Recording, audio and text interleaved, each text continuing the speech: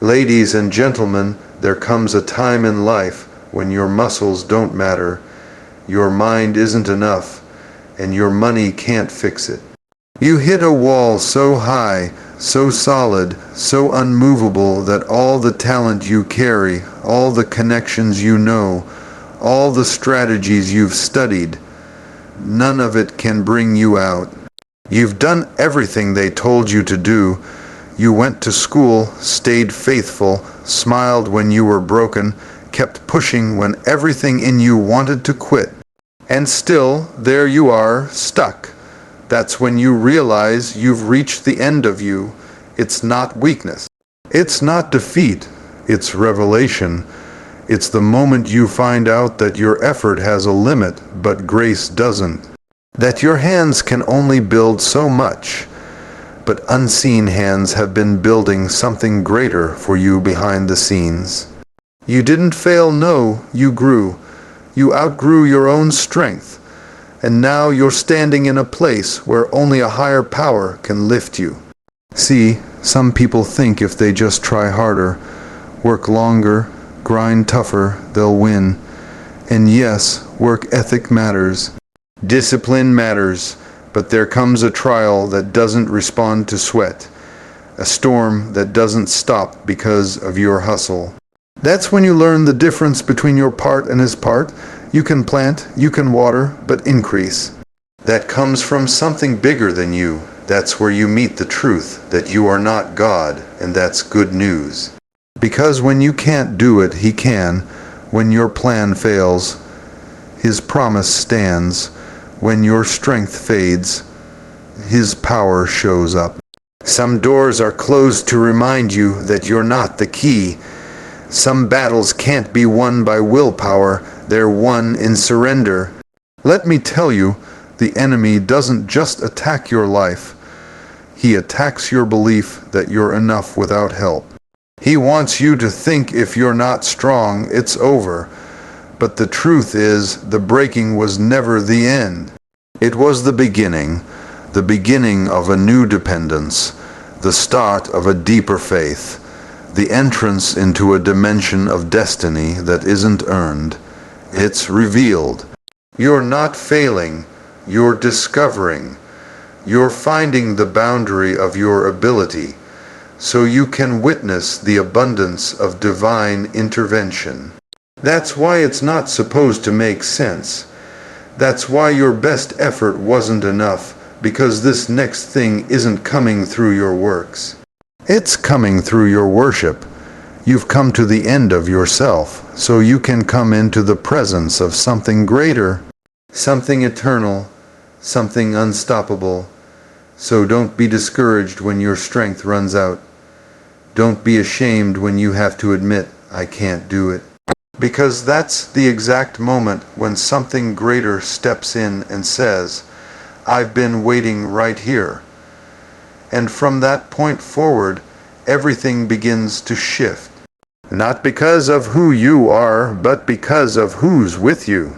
When you reach the edge of yourself, when you've exhausted every option, turned every stone, called every name, knocked on every door, and nothing changes, that's when something greater starts moving.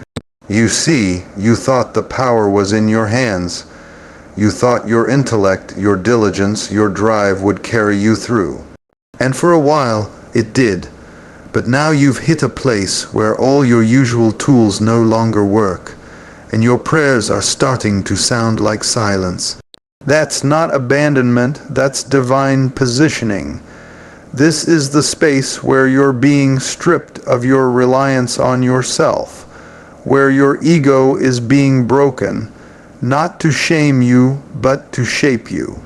You've been carrying burdens only a greater power was meant to hold. You've been trying to architect a future with blueprints that were never meant to be yours. You thought you were the builder, but you were always the vessel, and now God is stepping in where your plans couldn't go. You prayed for a breakthrough, but you thought it would come while you were still in control. You didn't know that control would have to be the first thing to go. You didn't realize that for God to be God in your life, He would have to let you run out of strength, not to crush you, but to teach you that your source isn't your ability, it's His authority. It's in your exhaustion that He moves. It's when you collapse that His hands catch you. It's when you stop trying to be everything for everyone that He shows you He's always been everything you needed. There's beauty in brokenness when you understand who's holding the pieces. There's healing in helplessness when you finally stop fixing and start trusting. And here's the part nobody talks about. When God steps in, He doesn't just patch what's broken.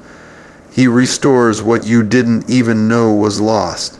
He speaks to places in you that people can't reach. He moves in ways that don't make sense until you look back and realize that what you thought was delay was actually preparation. What you thought was rejection was actually redirection. What you thought was a breakdown was the birthplace of a breakthrough. This is not the end of you. This is the beginning of a shift. This is where heaven steps into the room and takes over the conversation. And when it's all said and done, you'll see that what you couldn't fix, what you couldn't earn, what you couldn't unlock was never meant to be done by you. It was reserved for the one who never needed permission to perform miracles, reserved for the one who doesn't operate on your timeline but on His own perfect will. So, if you're tired, that's okay. If you're confused, don't run. If you feel weak, you're in the right place. Because now is when the real work begins, not by your hands, but by the one who has never failed. There are some doors in life that will not respond to force. You can push with all your weight, kick with all your might, and still that thing won't budge.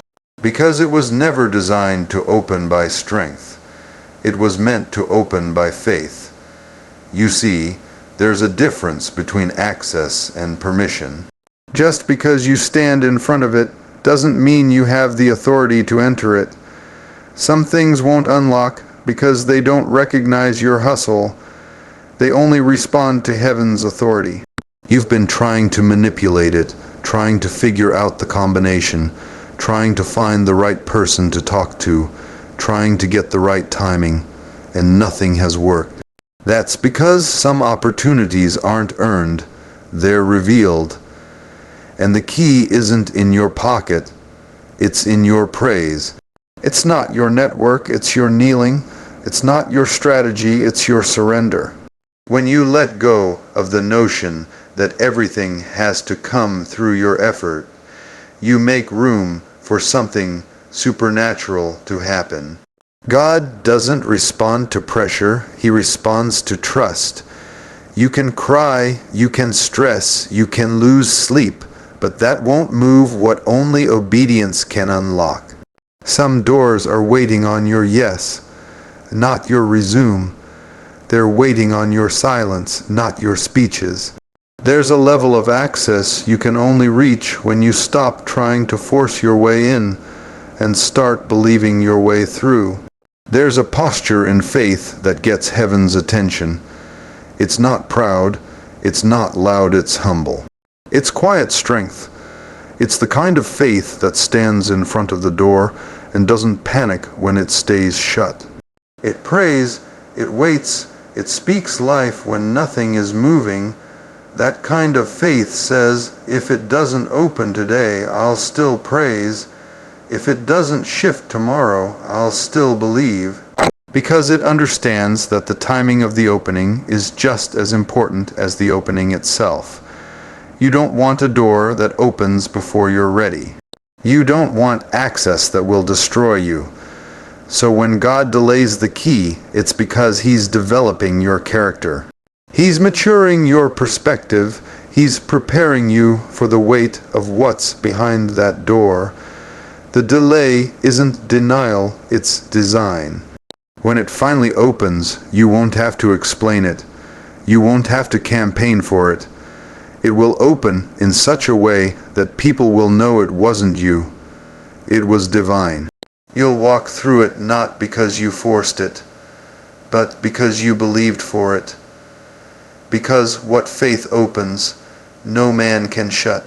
And when you get there, when the door swings wide, you'll realize it wasn't the fight that opened it. It was your faith all along. There's something powerful that happens when your plan fails. Not because it feels good in the moment, but because it strips away the illusion that you were the one holding it all together. When the blueprint falls apart, when the timeline gets shattered, when the connections dry up and the people you trusted walk away, what's left is the truth. And the truth is this: you were never meant to get the glory. The plan was never the source. It was just the process. The power has always been in the one who orchestrates what man cannot comprehend. You see, we often fall in love with our plans. We idolize our vision boards and treat our 5-year goals like they're scripture. But when life doesn't go according to the script, when doors slam shut that you thought would open wide, when the very thing you prayed for slips through your fingers, it humbles you. And in that humility, your eyes start to open. You stop looking at what you've built and start recognizing who's been building you. There are some victories you're not supposed to explain, some breakthroughs you're not supposed to trace back to a formula. Because if you could duplicate it, you'd take the credit. If you could repeat it, you'd sell the method.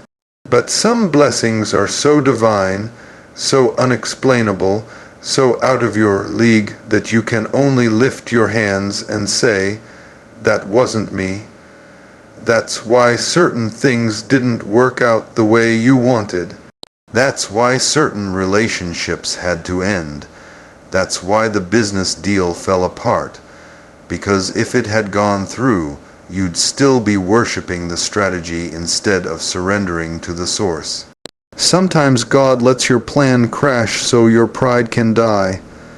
Because when your pride dies, your faith has room to breathe. Your spirit has room to grow. Your heart becomes fertile ground for something far greater than success purpose. You've got to understand, God doesn't need your plan to bless you. He doesn't need your resume, your reputation, your resources. What he needs is your yes, your willingness, your surrender. He can take your shattered dreams and make something out of the pieces that no one else could ever imagine. But he won't do it while you're still holding the pen trying to write the ending yourself. So let go of the need to control it. Release the pressure to be the answer. Stop trying to make the plan work and start trusting that the purpose is still intact. You didn't miss it. You're not too late. It's not over. It's just being rewritten by hands far more capable than yours. And when it comes together, when the dust settles, and you're standing in a place you never could have mapped out, don't forget to testify. Because it wasn't your plan, it wasn't your power, it wasn't your perfection, it was grace, and grace doesn't need credit, it needs glory. The deepest work often happens in the darkest places. Not when the lights are bright, not when the crowd is cheering, not when everything is coming together, but when everything is falling apart. When the people who said they'd stay are gone, when the prayers feel unanswered, when the nights feel longer than the days. That's where the real transformation takes place, because God doesn't need a stage to heal you. He doesn't need an audience to restore you. He does his best work behind closed doors, in silent seasons, in the midnight hours when no one sees your tears but him. There are moments in life where you can't even find the words to pray. You're too broken to speak. too confused to understand, too tired to fight. And it's in those very moments that something greater begins to rise up in you. You don't even know it's happening. You can't feel it, you might not believe it, but He's working. In the background, in the silence, in the pain. He's rebuilding the foundation that life tried to crack. You see, brokenness isn't the end. It's the doorway. It's the place where pride is crushed and purpose is birthed. Where ego dies so identity can live. Where you stop pretending to have it all together and finally surrender to the one who does. The world teaches you to avoid pain, to mask it, to medicate it, to run from it. But sometimes pain is the teacher. Sometimes pain is the tool. Sometimes pain is the very thing that pushes you to a level of dependence you would have never discovered on your own. The beauty of brokenness is that it reveals what's real. It strips away the fake. It silences the noise. It confronts the lie that you're supposed to be perfect, that you always have to be strong, that you can't show weakness. And in that place of raw vulnerability, God reaches in, not just to fix what's wrong, but to fill what's empty. He doesn't just patch up the hole, He breathes life into the whole being. He restores the joy you lost. He rewrites the narrative that shame tried to tell you. He reclaims the purpose you thought you forfeited. What comes out of your brokenness will bless others. What you survive will strengthen someone else. Your scars will speak. Your testimony will be someone else's blueprint for hope. But before you preach it, you have to live it. Before you teach it, you have to survive it. Before the light comes, you must walk through the darkness knowing that you're not walking alone. So don't curse the dark season. Don't resent the pain. Don't rush the process. Let it work in you. Let it teach you. Let it draw you closer to the truth of who you really are, because what's being formed in the fire cannot be faked. And when you come out, you'll come out stronger, wiser, and filled with something the world didn't give, and the world can't take away. The thing you're going through right now, the storm, the struggle, the pressure. It's not just about you. It's not just about what you're losing or what you're fighting, or how tired you feel. It's about what God is building through your story. Because that test, the one that feels like it's about to break you, is the very thing that's going to become your testimony.